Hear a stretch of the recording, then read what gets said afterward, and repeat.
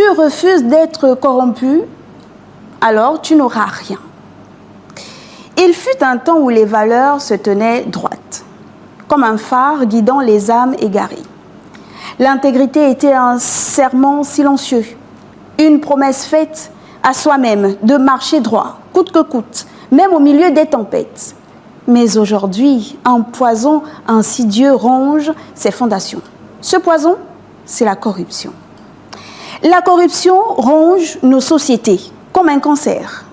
Elle infiltre les institutions, dénature les valeurs et étouffe les espoirs de plusieurs citoyens. Partout où elle s'installe, elle laisse derrière elle méfiance, injustice, frustration et inégalité. Comment bâtir une nation prospère lorsque les ressources publiques censées servir l'intérêt général sont détournées pour enrichir une poignée d'individus? Comment espérer une justice équitable quand ceux qui abusent du système échappent à toute responsabilité grâce à des pots de vin? Comment promouvoir la compétence quand celui qui a le pouvoir de valoriser ne valorise que ceux qui appartiennent à son clan?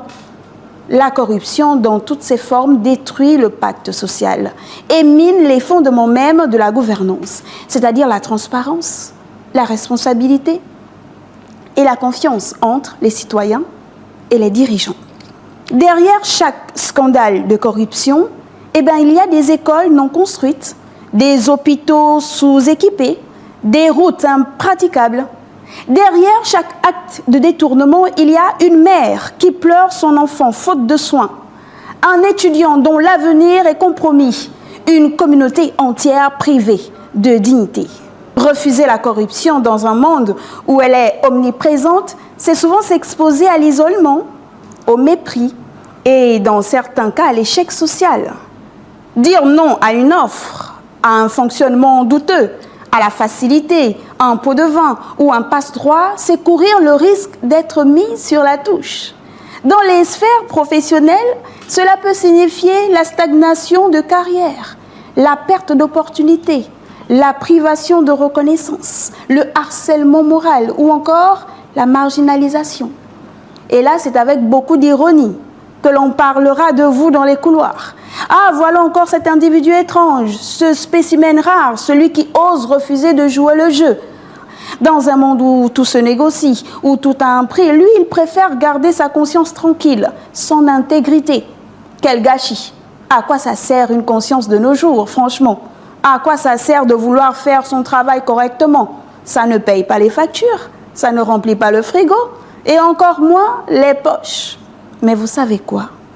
En vérité, celui qui refuse d'être corrompu, il y gêne. Non parce qu'il est incorruptible, mais parce qu'il a la force de se regarder en face. Et il nous amène à regarder ce que nous sommes devenus. Cependant, le véritable danger de la corruption réside dans l'indifférence qu'elle finit par engendrer. Nous risquons de baisser les bras, de croire que rien ne peut changer. Pourtant, c'est précisément là que réside l'espoir, dans la capacité à dire non, à exiger des comptes, à revendiquer une gouvernance basée sur l'éthique et l'intégrité, à toujours rappeler ce que nous méritons en réalité, même si on fait semblant de ne pas nous entendre. Il est temps de traiter ce cancer qu'est la corruption, avec de la détermination. Cette détermination que ce cancer-là exige, cela passe par des lois intransigeantes, des dirigeants dignes, une justice indépendante, des managers intègres et une société civile vigilante. Cela passe aussi et surtout par une révolution des mentalités, car la corruption ne prospère que là où elle est tolérée.